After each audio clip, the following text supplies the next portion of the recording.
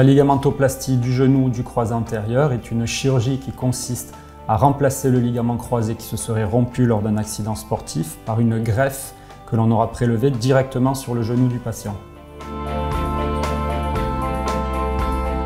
Le plus souvent, il s'agit d'une anesthésie générale où l'anesthésiste va compléter avec une anesthésie loco-régionale où il va endormir les nerfs de la jambe. En fin d'intervention, le chirurgien va infiltrer un produit d'anesthésique locaux autour du genou et dans le site de prélèvement pour compléter l'effet des antalgiques oraux. Le DT4 est une technique de greffe courte aux ischio-jambiers où on va venir prélever le tendon du demi-tendineux qui est un muscle ischio-jambier à l'arrière de la cuisse et qu'on va replier sur lui-même en 4 brins, d'où le nom DT4. Le premier temps de l'intervention est le prélèvement de la greffe. Par une courte incision à l'avant du genou, on va venir prélever le tendon du muscle demi-tendineux. On va ensuite, sur la table d'intervention, le préparer en le repliant sur lui-même en 4 brins et en le faisant passer dans un système d'endobouton. Ensuite, on va positionner cette greffe dans une compresse imbibée d'antibiotiques pour éviter le risque d'infection. Le deuxième temps de l'opération est le temps arthroscopique. On va commencer par faire un tour du genou à la recherche de lésions associées qu'on va éventuellement réparer. Ensuite, par un système de tunnel entre le tibia et le fémur, on va venir y monter la greffe que l'on aura précédemment préparée et la fixer à l'os par ce système d'endobouton avec des fixations très solides. Le dernier temps de l'opération est le contrôle du positionnement de la greffe et la solidité du montage. L'intervention dure environ 45 minutes. Elle peut être rallongée par la nécessité de réaliser des gestes associés comme la réparation du ménisque ou la reconstruction du ligament antérolatéral. L'avantage principal de cette technique est le fait qu'on prélève un seul tendon, ce qui va laisser le second disponible ou libre pour reconstruire par exemple le ligament antérolatéral. Un autre avantage de cette technique est la faible morbidité du site donneur.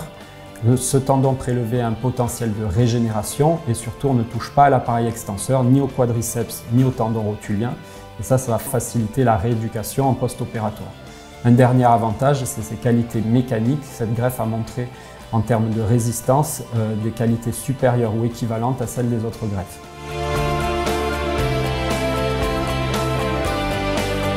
En fin d'intervention en salle de réveil, le genou est positionné dans une attelle réfrigérée.